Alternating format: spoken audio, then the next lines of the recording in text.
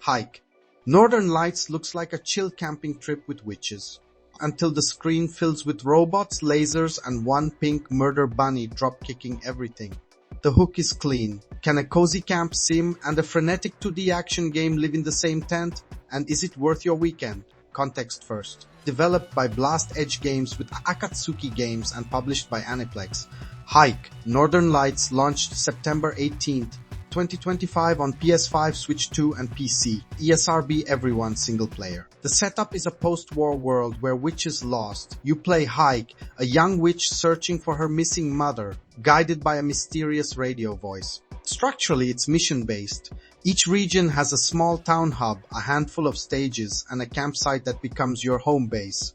Decorate it, chat with your crew, cook buff-granting meals, and upgrade spells between runs. Here's the bold take. Hyke is a charming, vibe-driven action snack with standout music and genuinely different playable witches.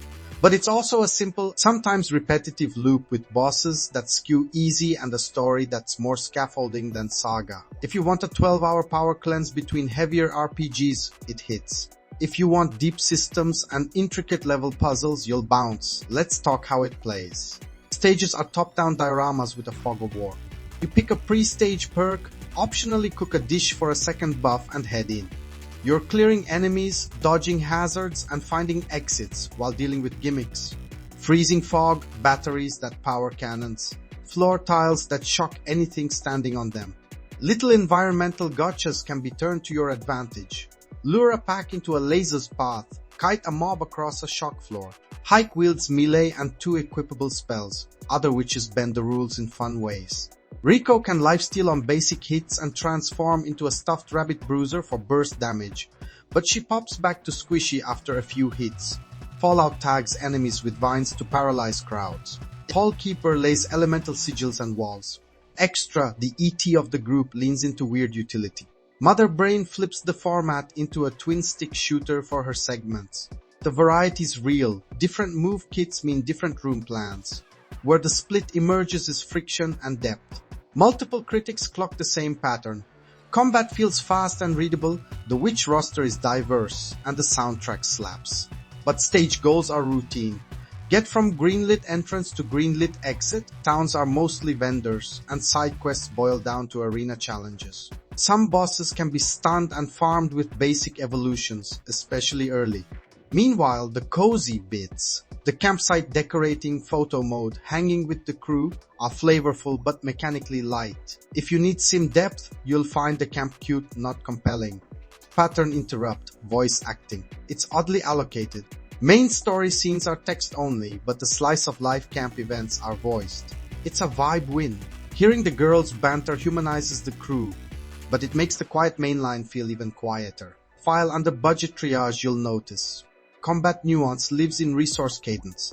Dodges and most spells sit on cooldowns. Only your basic attack is free. That makes positioning and timing the star. A common frustration noted by action purists. The dodge cooldown is long enough to punish panic. Translation: don't spam. Rhythm matters. Poke, reposition, pop a spell, breathe. Layer in a short character switch animation, and you have a game that rewards swapping between rooms, not in the middle of a death ball. Quick math. Plan your switch before you pull a pack. Quick spoiler in 3, 2, 1. The prologue shows Hyke's mother Aurora losing a duel with a figure named Wiseman. Later boss highlights include Mother Brain's arena turning into a weaponized maze. The region names aren't subtle. Neverland's Ferris wheel looms. Savage Island is Robot Tribal. 51 is Area 51 with gooey aliens. And each zone introduces a new witch who starts as a boss before joining your crew. Spoilers over. Now the evidence tour, where takes converge and clash. One outlet lands at roughly 4 out of 5. Praises the character variety, the exploratory staging, and especially the soundtrack's memorable melodies. Dings the formulaic story beats, easy bosses, and the odd choice to voice side conversations but not main scenes. Another clocks a 7 out of 10.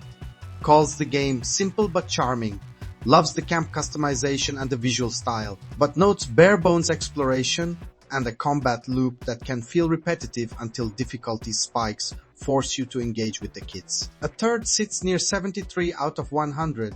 Appreciates unique movesets, calls the boss set pieces fun, but criticizes dodge cooldowns. Loose combat compared to genre toppers, and towns, side quests that feel shallow.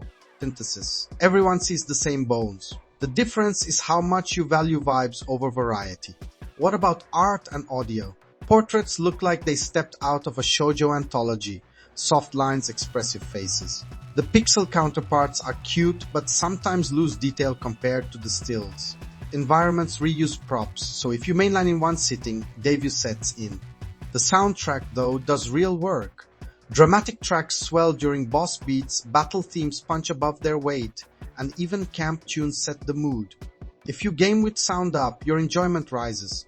Okay, the payoff, how to make Hyke sing.